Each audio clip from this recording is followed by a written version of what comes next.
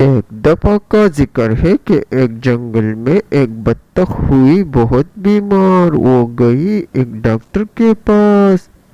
Doctor نے اسے بتایا کہ میں تمہیں دوائی تو دے رہا ہوں لیکن تمہارے پاس وقت بہت کم ہے، اسی لیے اپنی وصیت لکھ لو۔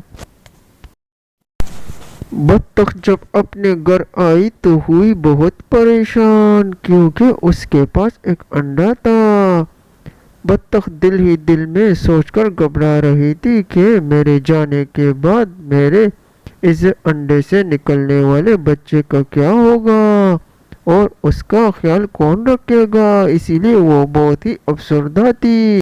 اسی لیے وہ گئی ایک مرغے کے پاس۔ مرغے سے اس نے کہا کہ بھائی مرغے، میری حالت بہت ہی خراب ہے اور میرے پاس کچھ ہی دنوں کا وقت باقی ہے، اسی لیے میرے پاس ایک انڈا ہے، تم اس کا خیال رکھ سکو گے؟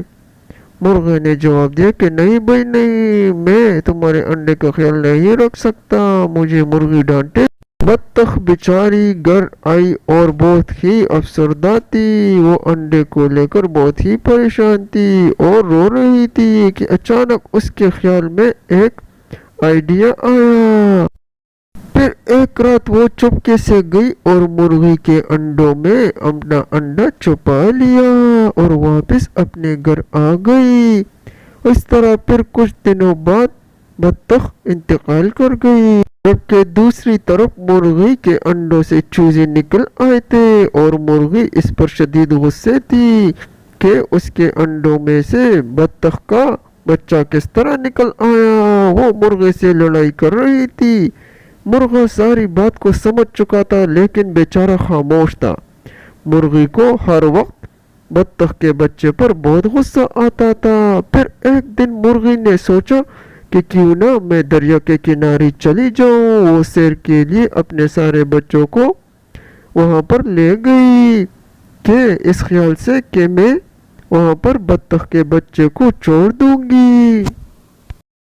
مرغی کے بچے پانی کو دیکھ کر بہت ہی خوش تھے، سب ہی وہاں پر نہا رہے تھے کہ اچانک مرغی نے دیکھا کہ اس کے دو بچے ڈوب رہے ہیں۔ مرغی نے ادھر ادھر چلانا شروع کر دیا کہ اتنے میں بطخ کا بچہ پانی کے اندر کود گیا اور اس کے دونوں بچوں کو بچاتا ہوا ساحل پر لے آیا۔ مرغی بطخ کے بچے کے اس رویے سے بہت ہی خوش ہوئی اور اس نے واپس آ کر مرغے کو ساری کہانی سنا دی۔ اس طرح مرغی نے مرغے سے کہا کہ ہم اب اس بچے کو پالیں گے، یہ بہت ہی اچھا بچہ ہے۔